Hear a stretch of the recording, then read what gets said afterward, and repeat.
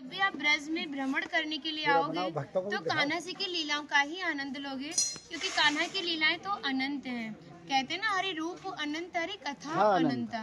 लेकिन जब भी आप भांडीर वन में प्रवेश करोगे, कभी शास्त्रों का अध्ययन करोगे या किसी के मुखार विंद से श्रवण करोगे तो ज्ञात होगा कि भांडीर वन में एकमात्र लीला नहीं है, यहाँ पे हमारी 14 लीलाओं का उल्लेख है। प्रथम लीला श्री जी के विवाह की मानी जाती है, लेकिन सबसे बड़ा ग्रंथ श्रीमद् भागवत जी को माना जाता है।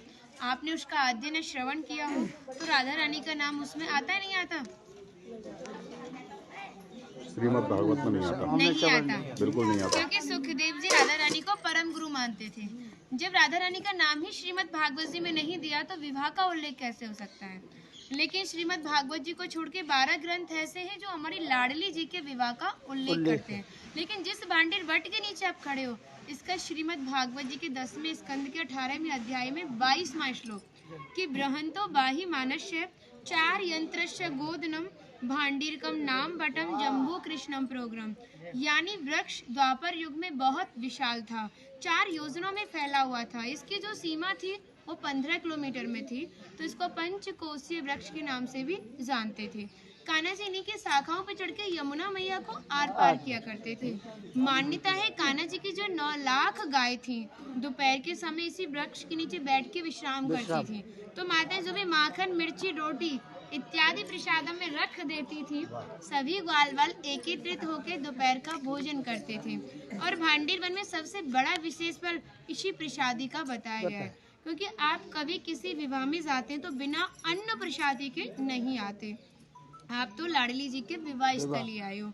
यहाँ पर जो दुर्वासा मुनि थे, जो दूब घास होती है उसी का रसपान करते थे। ब्रज की गोपियों ने इसी वट वृक्ष के नीचे उनको 56 प्रकार के व्यंजन खिलाए थे। यहाँ पर राधा कृष्ण में मल्ल युद्ध हुआ था, उसमें ये तय था कि जो भी हारेगा उसको भंडारा करना होगा।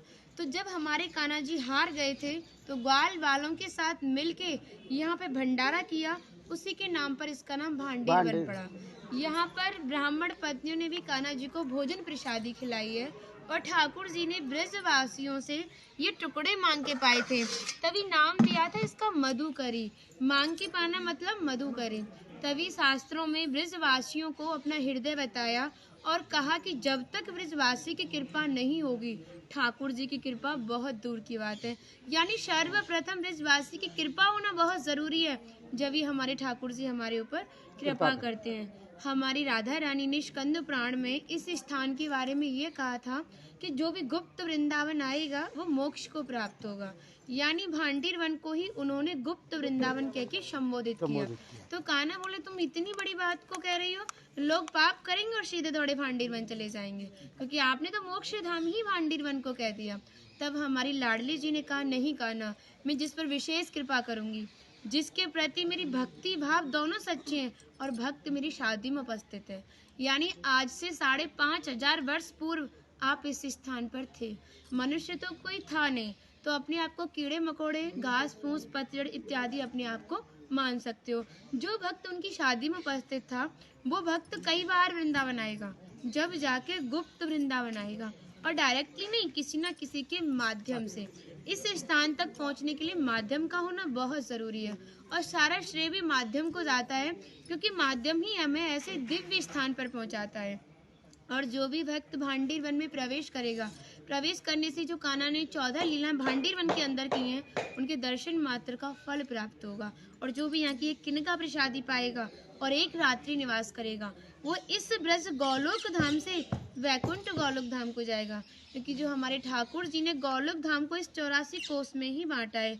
आप यहाँ पे जो भी दर्शन करोगे वो प्रकृति की देन के हिसाब से और मानव निर्मित दर्शन है, लेकिन आप गौलोक धाम में जो भी दर्शन करोगे वो ठाकुर जी के हिसाब से हैं।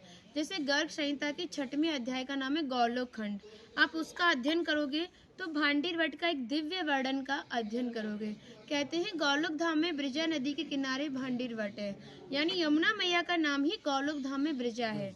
तो यहाँ पर भी आप एक भांडीर वट के दर्शन कर रहे हो। कहते हैं लोकनाथ प्रभु जी ने कहा है कि अगर भक्त इस भांडीर वट का दर्शन कर ले, दर्शन मात्र से, स्पर्श की तो बात बहुत दूर की बात है, दर्शन मात्र से ही उसे दोबारा गर्भ में जाना नहीं पड़ता। यानी भक्त 84 लाख योनियों से मुक्त होकर मोक्ष को प्राप्त करता है। बोलो राधे राधे। राधे राधे। इनका माता जी का नाम है इंदुलेखा, जो भगवान की राधा रानी की 8 सखियां थी उनमें से एक है ना। और मन नहीं कर रहा कितनी तारीफ करे, वो है नहीं इसलिए बोल नहीं रही, कृपा कारण स्टार्ट कर दिया। हम सब केवल बाजरे की रोटी खिला रही हो, तुम सच में राधा रानी हो। और ऐसा आशीर्वाद दो हम सबको, सच में ऐसा आशीर्वाद दो कि हमारी मैया भी, हमारी सब माताएं भी थोड़ा थोड़ा जिनसे ये मिलें। देखिए भक्ति का स्तर है, एक इतना बड़ा एक इतना है, तो इनको जो इनसे छोटी भक्ति में ने, ये भी उनको कुछ ऐसी बातें बता के भगवान की ओर आकर्षित करें। सबको ऐसा आशीर्वाद दो। आप ब्रजवासी हो इसलिए सक्षम हो, दे सकती हो। बढ़े और ब्रज में वास मिले।